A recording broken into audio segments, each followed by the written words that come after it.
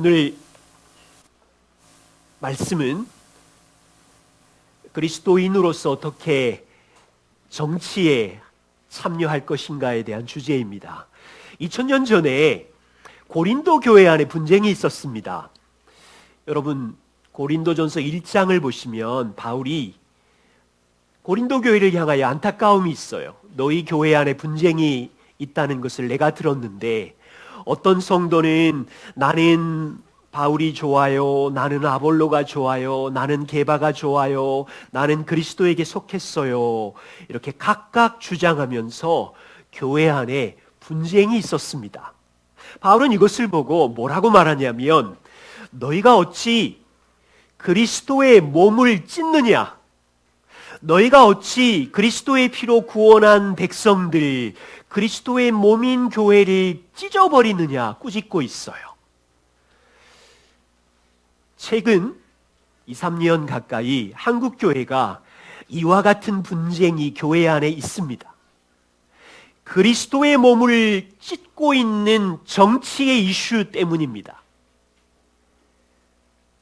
그리스도의 피로 구원을 받은 성도들 안에 나는 보수입니다, 나는 진보입니다, 이 진영 논리로 분열되고 있고요. 나는 태극기입니다, 나는 촛불입니다. 분쟁이 극심해요. 정말 염려가 되는 것은 정치적 다름이 복음보다 더 중요해 보이기 시작했고, 하나님의 나라보다 정치적인 내 주장이 더 커져가는 분위기와, 그래서 싸우고 상처 주고 등을 돌리는 아주 심각한 상황입니다. 오늘 말씀은 그리스도인은 절대로 정치에 관심을 가지지 말아야 한다는 말도 아니고, 너무 예민하니까 교회에서는 절대로 말하지 맙시다라는 뜻도 아니에요. 성경적인 원리를 따라서 그리스도인들은 어떻게 이 땅에 존재하면서 이 땅의 정치에 참여하며 그리스도인으로 살아갈 것인지 함께 배워야 합니다. 오늘 그래서 사도행전 1장을 보시면 예수님이 꿈꾸신 하나님의 나라가 무엇인지를 살펴보면서 제자들이 이것을 오해합니다. 그 오해는 무엇인지, 그리고 그리스도인의 세계관으로 우리가 두 나라 시민으로 산다는 것이 무슨 뜻인지를 함께 나누려고 하고요. 그리스도인들이 세상에 속한 시민이며 하나님의 나라에 속한 시민, 두 나라 시민이라면 이 정체성을 가지고 어떻게 이 땅의 정치에 참여할 것인지를 함께 살펴보겠습니다. 오늘 사도행전 1장 말씀은요, 예수님이 승천하시기 직전에 제자들과 나누는 대화의 장면입니다. 예수님은 40일 전에 십자가에 달려 죽으셨다가 부활하셨습니다. 그리고 사도행전 1장 3절에 보면 40일 동안 자주 제자들에게 나타나셔서 하나님의 나라의 일에 대하여 가르치십니다. 드디어 한 제자가 마음속에 숨겨두고 묻고 싶었던 질문을 예수님께 던집니다. 6절을 보세요. 예수님, 주께서 이스라엘 나라를 회복하심이 이때입니까? 여러분, 이 질문의 의미를 아시나요? 자, 제자들에게는 꿈이 있었어요. 그 꿈이 무엇입니까? 제자들에게 있는 꿈은 예수 그리스도를 통하여 조국 이스라엘을 로마 식민지로부터 해방하는 꿈이 있었어요. 우리나라 일제시대처럼. 이런 역사적인 상황에 예수님이 갑자기 나타나셨어요. 그분의 말씀은 권세가 있었어요. 수많은 무리들과 모였는데 물고기 2마리와 보리떡 5개로 2만 명의 빵 문제, 먹는 문제를 해결하는 신기한 능력이 있었어요. 도시마다 동네마다 수많은 병자를 고치시고 죽은 자를 살리는 능력을 가졌어요. 제자들이 흥분하기 시작했고, 이 예수님의 능력과 기적이라면 우리의 먹는 경제 문제를 해결해 줄 것이고, 로마 식민지에서 해방시켜 주실 정치적인 메시아 왕이 되겠구나. 제자들은 예수님을 통해서 이스라엘 민족이 해방되는 꿈을 가지고 있었어요.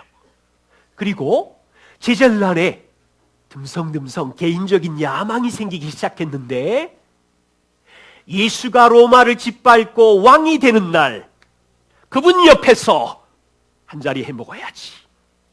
왼쪽이든 오른쪽이든 개인적인 야망에 대한 꿈을 갖고 있었어요.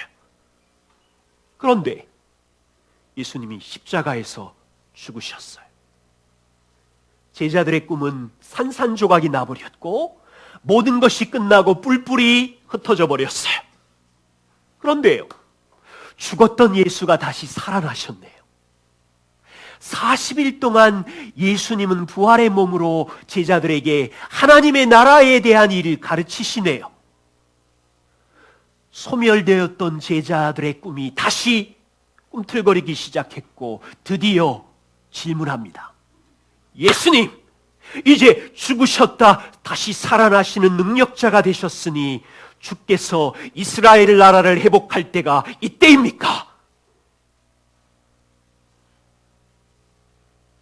제자들은 아직까지도 오해하고 있어요. 여전히 예수가 이스라엘 나라를 로마의 압제로부터 해방시킬 메시아로 착각하고 있어요. 여전히 예수가 현실적인 먹는 문제와 땅의 자유를 줄 왕으로 오해하고 있어요. 제자들은 예수가 수년 동안 부활하셔서 40일 동안 하나님의 나라를 가르쳤지만, 제자들은 여전히 땅의 로마 정치에서 해방될 유대 나라를 꿈꾸고 오해하고 있는 거예요. 예수님이 뭐라고 대답하십니까? 7절에 때와 시기는 아버지께서 자기의 권한에 두셨으니 너희가 알 바가 아니요, 이스라엘이 로마로부터 해방되는 때와 시기는 하나님의 권한이니 너희가 알 바가 아니요. 하나님의 나라는 너희의 생각대로 이스라엘이 땅의 정치적인 독립으로 회복되는 나라가 아니니. 어떻게 하나님의 나라가 세워진대요? 8절, 오직 성령이 너희에게 임하시면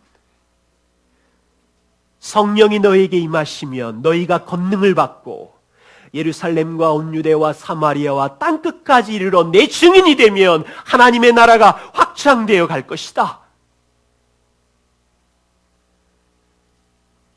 예수님이 이루고자 하시는 하나님의 나라는 무엇입니까? 하나님의 나라는 제자들이 생각하는 정치적 국가의 회복이 아니에요. 그 나라는 그리스도의 십자가와 부활로 성도들에게 오신 성령의 능력으로 이루어지는 영적인 나라예요. 하나님의 나라는 제자들이 꿈꾸는 것처럼 단지 먹는 문제를 해결해주고 식민지 해방의 자유 정도를 주는 나라가 아니에요.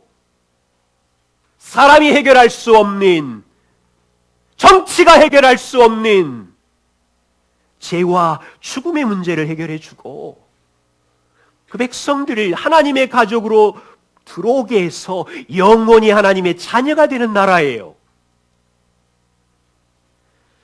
하나님의 나라는 이 땅의 정치인들의 정책이 바뀌고 시스템으로 땅에서 잠깐 행복하게 해주는 나라가 아니라 성령으로 하나님의 자녀를 출생시키며 죄인임을 깨달으며 하나님의 말씀의 통치를 받고 살게 하며 하나님의 왕이 다스리는 나라라고요. 지금 정치로 됩니까 이게? 하나님의 나라는 이스라엘에 국한된 나라가 아니고 대한민국에 국한된 나라가 아니고 예루살렘과 온 유대와 사마리아와 전 세계까지 하나님의 백성 되는 나라예요. 그런데 예수님의 제자들은 승천하기 직전까지 오해하고 있어요. 제자들의 꿈은 땅의 민족주의자들의 꿈이었는데 예수님은 마지막에도 그들을 불러서 하나님의 나라의 비전을 주시며 복음의 증인으로 하나님의 나라의 일꾼으로 다시 불러주시는 거예요. 안타깝게도 오늘날 교회 현장을 보면 성도들도 제자들과 비슷한 오해를 여전히 하고 있는 듯해요. 많은 그리스도인들이 하나님의 나라와 땅의 나라 한국을 동일시하려고 그래요. 많은 성도들이 내가 지지하는 정당이 정권을 잡아야 하나님의 뜻이 이 땅에 이루어질 것처럼 생각하고 있어요.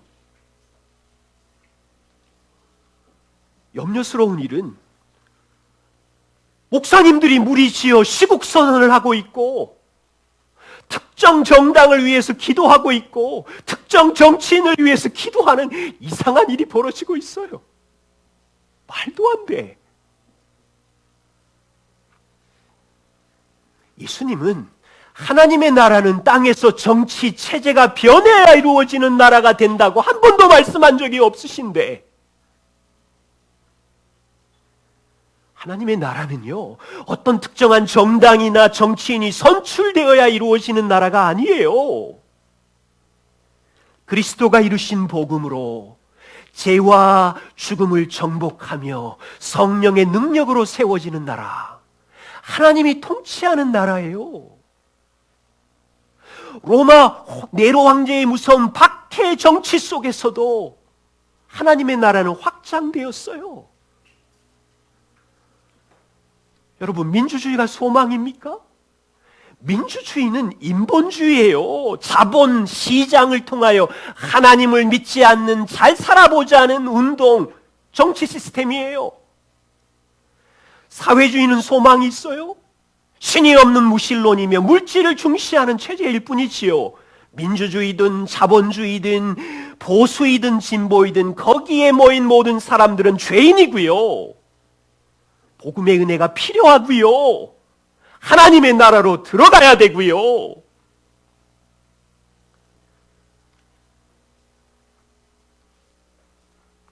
우리는 일시적인 만족을 위해서 땅의 정치 체제를 바꾸는 증인으로 부름을 받은 사람들이 아니에요. 영원한 행복과 자유가 있는 하나님 나라의 은혜의 복음의 증인으로 부름을 받았잖아요. 이게 교회와 성도의 부르심이지요. 그래서 성도들이 기억해야 되는 것은 두 나라 시민으로 살아가고 있다는 것을 기억해야 돼요. 사도행전 제자들 표현으로 말하면 그들은 예수의 십자가와 부활로 하나님의 나라 시민 교회 안으로 백성으로 들어옴과 동시에 여전히 로마 황제의 통치를 받으며 살아가는 유대 백성 시민으로 사는 거지요. 우리는 주님의 은혜교회 교회 공동체 안에서 머리이신 그리스도 하나님의 나라 시민임과 동시에 땅의 정부인 대한민국 정부의 통치를 받으며 사는 시민이지요. 분명히 여러분도 믿으실 텐데, 일반 역사이든 어떤 정치 상황이든, 네로 정치 상황이든 군주 정치든 사회주의든 민주주의든 여전히 역사의 통치자는 하나님이시지요. 하나님이 일반 모든 세계의 왕이시니까. 그리고 교회 안에 있는 구속 나라, 하나님의 나라를 통치하는 분도 하나님이시지요. 이것이 분명하다면 우리는 대한민국 시민으로 살면서 이 대한민국 정부와 법의 통치를 받으며 정치체계 아래 살면서 하나님의 일반 역사를 통치하신다는 것을 신뢰하며 살아가는 것이고요. 또한 하나님 나라 시민으로 살기에 우리는 이 하나님의 말씀의 통치와 우리 안에 계신 성령의 다스림을 받으며 살아가는 시민이라는 거죠. 세상의 불신자들은 우리 두 번째 시민은 아니지요. 그냥 일반 대한민국 역사의 시민으로 사는 거죠. 이 두 나라 시민으로 살아갈 때 우리는요, 일시적인 대한민국 나라의 법과 정치가 소망이 아니고 그 부르심이 아니고 영원한 하나님의 나라를 위해 사는 증인의 부르심을 받은 거예요. 자, 우리가 힘써서 한국 나라의 정치 체계가 바뀌게 되면 조금 더 잘 살게 될 수도 있겠고 조금 더 자유를 많이 누리게 될 수는 있겠지만 온전한 소망은 아니잖아요. 여기서 그냥 잠시 잘 사는 거니까. 그 나라에 들어갈 수 있는 건 아니잖아요. 이 땅 짧게 사는 동안 보수에 속해서 살 수도 있고 진보에 속해서 살 수도 있지만 좀 잘 살 수도 있고 가난할 수도 있지만 모두 다 죄인이며 모두 다 복음이 필요하며 각 영역에 있는 사람들에게 영원한 복음이 소망이기를 알려야 하며 그들을 끌어내어 영광의 영원한 나라로 들어갈 수 있도록 증인의 부르심으로 살아야 되잖아요.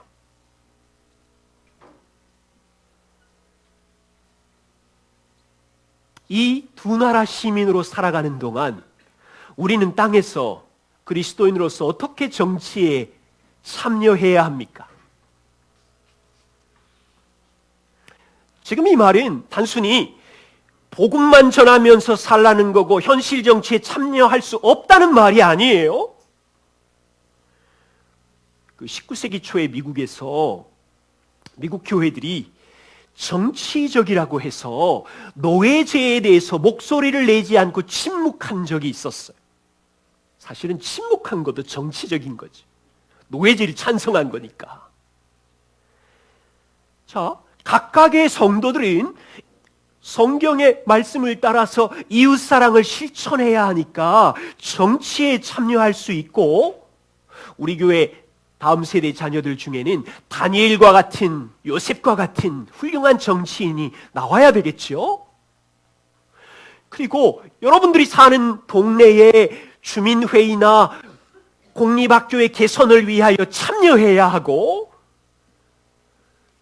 이 정부의 사법제도 안에 가난한 자와 약자들에게 정의와 공평이 실현되도록 우리는 참여해야 하고 인종차별을 없애기 위하여 우리는 할 수 있는 한 정치에 참여할 수 있어요. 각각의 그리스도인들은 정치에 참여할 수 있고 한쪽 정당을 적극적으로 지지할 수 있습니다. 그러나 질문은 이거예요. 교회가 특정한 정당을 동일시하며 지시할 수 있습니까? 교회가 특정한 정당을 동일시하며 지지할 수 있습니까? 여러분 정리하셔야 돼요. 팀 켈러가 이 부분에 대해서 여러 가지 이유를 소개했는데 그 중에 하나를 말씀드립니다.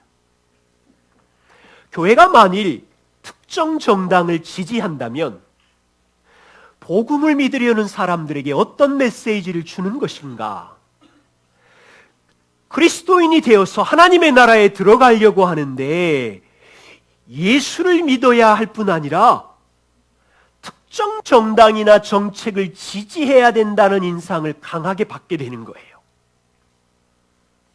그것은 교회는 진정한 영적 진리를 만나는 곳이기도 하지만 교회는 권력에게 힘을 실어주는 선거구처럼 보일 수 있잖아요.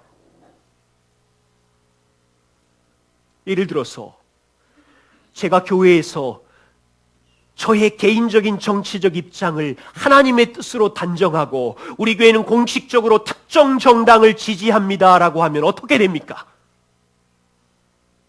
교회에 오시는 새가족이나 성도들은 이 교회는 하나님을 만나고 복음을 들으러 오는 곳일 뿐 아니라 특정 정당 지지단체 선거구구나 의심할 수 있잖아요.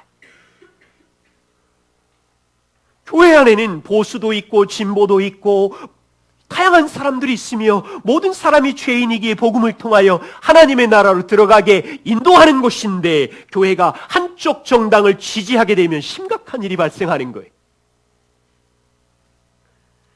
교회는 신실하게 하나님의 말씀의 원리를 가르치고 나라와 정부를 위하여 기도할 수 있지만 특정 정당을 동일시하거나 지지할 수 없어요.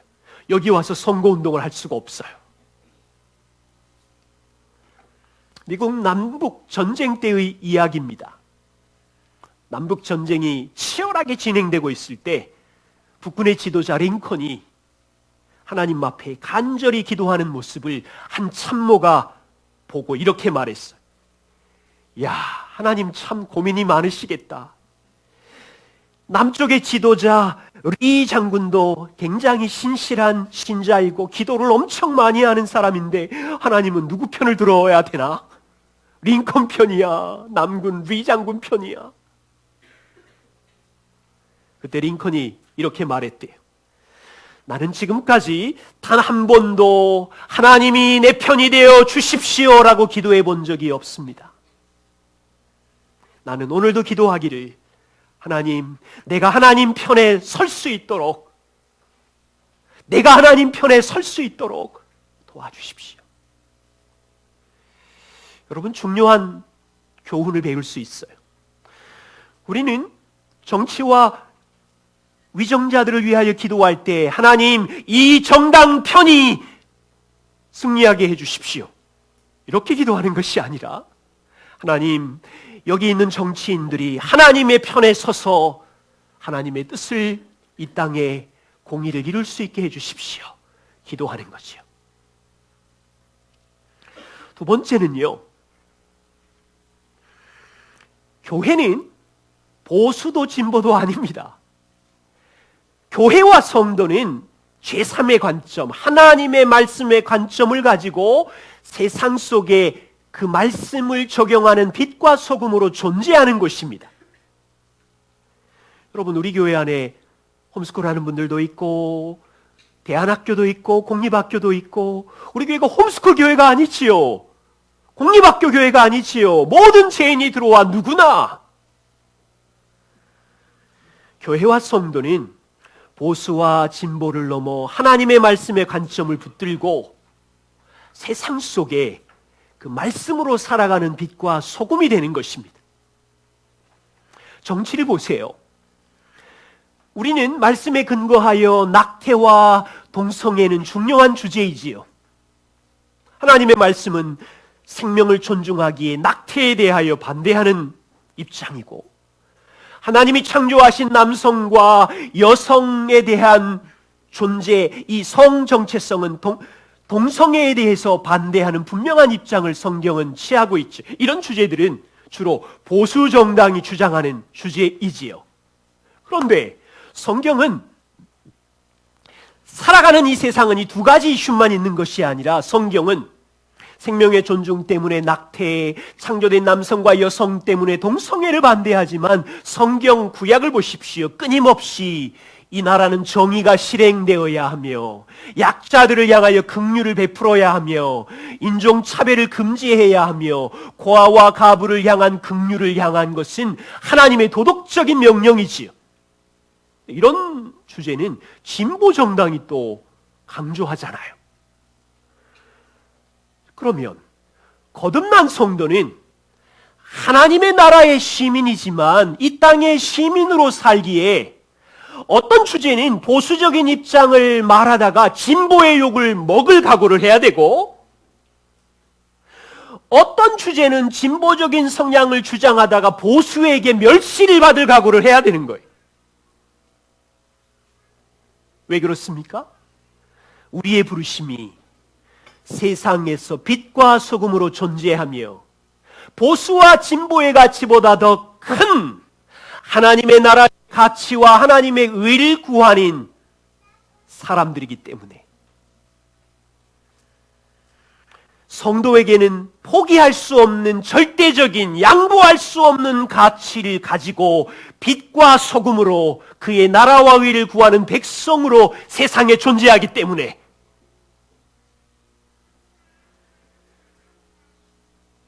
그것이 맞다면 세 번째, 우리의 태도가 중요합니다. 나와 정치적인 입장이 다른 사람을 존중하십시오. 무례하게 하지 마세요. 우리가 이 땅의 시민으로 살아가는 동안 나와 정치적 생각이 다른 사람을 함부로 비난하거나 무례하지 말아야 하는 이유는 우리의 정체성이 하나님의 나라의 시민이며 우리 안에 계신 성령이 계시고 성령의 성품은 무례함이나 함부로 비난하는 게 아니거든요.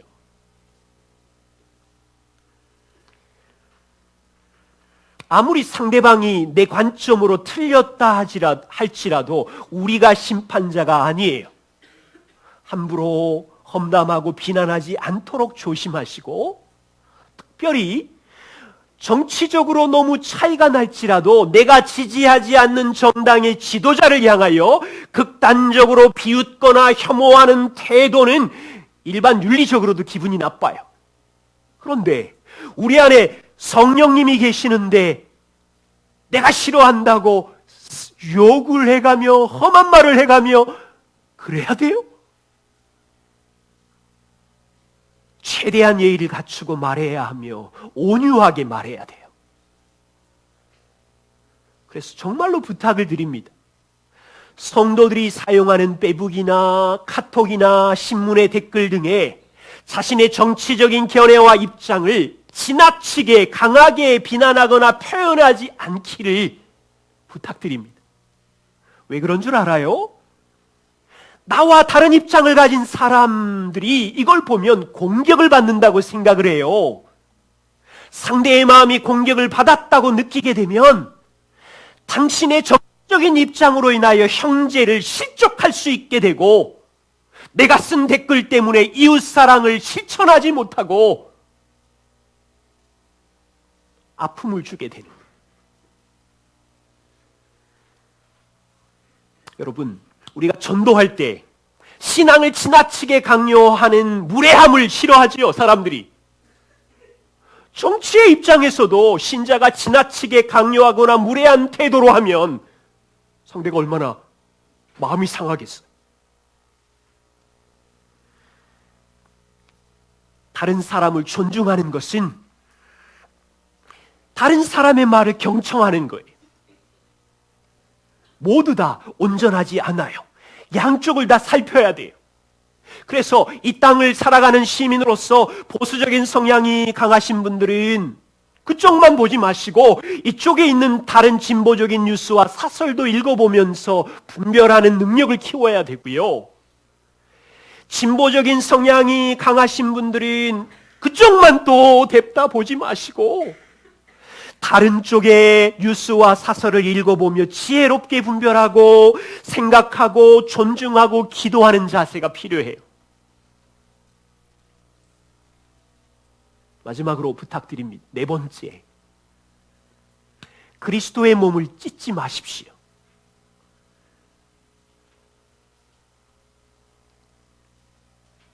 고린도 교회 안에 나는 바울이 좋아요, 아볼로가 좋아요, 베드로가 좋아요, 교회가 분열된 것처럼 한국교회가 슬프게도 정치적 성향 때문에 분열하고 다투고 있어요. 바울이 이렇게 말해요. 너희가 어찌 그리스도의 몸을 찢느냐? 너희가 어찌 그리스도의 피로 구원한 가족을 찢느냐? 이건 도저히 있을 수가 없는 일이다. 여러분, 우리 교회 안에 정치적인 입장이 첨예하게 대립한다고 교회 안에서 다른 성도와 함께 예배드리는 것도 불편하고 함께 교제하기도 힘들다면 이건 심각한 문제로 넘어가고 있는, 그리스도의 몸을 지금 상하고 있는 것일 수도 있어요. 우리 마음을 살펴야 돼. 바울이 골로새 교회 성도들에게 뭐라고 이야기합니까? 3장 12절 14절을 보십시오. 그러므로 너희는 하나님의 택하시고 거룩하시고 사랑한 자들이 아니냐? 너희 안에 성령님이 부어주는 성품은 긍휼과 자비와 겸손과 은혜와 오래 참음을 옷 입고, 누가 누구에게 불만이 있으면 서로 용납하고 용서하며 주님이 너희를 용서하고 용납하신 것처럼 너희도 그 모든 것 위에 사랑을 더해서 너희를 묶으신 온전한 띠 안에서 하나가 되라. 교회 살다 보면 서로 약하고 죄를 짓고 말투가 이상하고 속도가 빨라서 서로 불만이 있기도 하고 용서를 구하기도 하고 오래 참기도 해야 되지만, 그리스도께서 이루신 하나됨의 몸을 지켜야 하지요. 그렇다면 성도끼리 정치적인 견해가 차이가 있어서 서로 불만이 있을지라도 그리스도의 몸 안에 하나됨을 지키며 함께 예배하며 함께 교제할 수 있어야지요.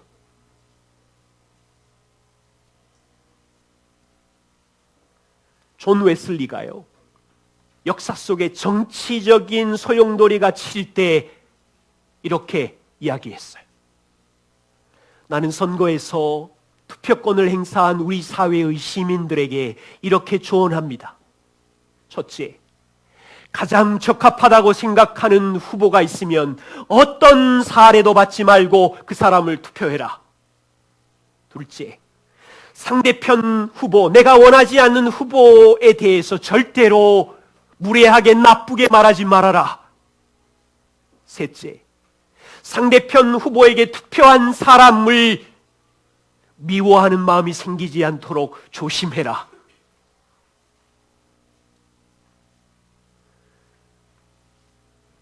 우리는 땅의 시민으로 살아갑니다. 우리의 보는 눈과 정보와 이해가 달라서 정치적인 이해가 다를 수 있지만 우리 모두 다 대한민국을 사랑합니다. 우리는 또한 그리스도의 보배로운 피로 하나님 나라의 시민으로 한 몸으로 부르심을 받았기에 서로 다르지만 겸손과 온유와 오래 참음으로 한 몸을 이루어 가야 합니다.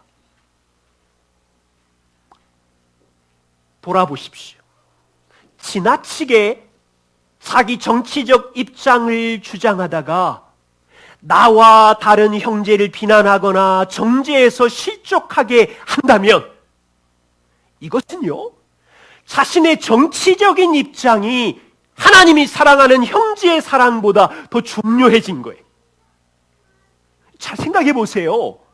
지금 세상 나라 정치가 하나님 나라보다 더 중요해져 버린 거예요. 정치 때문에 형제의 영혼을 실족하게 했다면 그것은 정치가 하나님 자리 위에 올라가 있는 거예요. 말도 안 돼. 심각하게 보면 우상숭배예요. 복음의 사람으로서 하나님의 나라와 의를 먼저 구하는 삶이 우리에게 필요해요. 세상 나라와 의를 먼저 추구하는 잘못된 일로 인하여 아픔과 상처와 고통을 내려놓고 함께 예배하고 용납하고 그리스도의 몸을 지켜야 합니다. 우리는 두 나라 시민으로 부름을 받았고요. 우선순위는 하나님의 나라를 세우는 복음의 증인입니다. 우리가 할 수 있는 일이 있다면 국가와 정부가 제 역할을 할 수 있도록 기도하는 것이고 시민으로서 투표에 참여하는 것이고 여러분의 삶의 지경에 정치에 참여할 수 있는 길이 있다면 기도하면서 참여하시고 그러나 기억하실 것은 일반 국가를 개혁한다고 해도 하나님의 나라를 세울 수 없다는 것을 아셔야 되는 거예요. 죄로 가득 찬 불신의 사회입니다. 하나님에 대하여 반항하는 다원주의 사회에서 우리는 대한민국 시민으로 서 있어요. 그렇기 때문에 정보와 소식들이 우리를 두렵게 하고 염려가 밀려오는 것은 있습니다만 여러분 안에 믿음이 있습니까? 어떤 정치의 상황이든지 어떤 역사의 골짜기를 지나든지 하나님이 이 땅을 통치하신다는 믿음이 있으면 성도는 영광의 하나님께 소망의 뿌리를 내리고 두려움 없이 흔들림 없이 그분의 말씀의 관점을 내 삶에 적용하며 빛과 소금으로 세상의 양심이 되며 하나님의 시민으로 복음의 증인이 될 수 있는 거예요. 우리 교회를 통해서 정치적인 다름으로 서로 마음 아파하는 일이 없기를 바라고 같이 공부해 가십시다.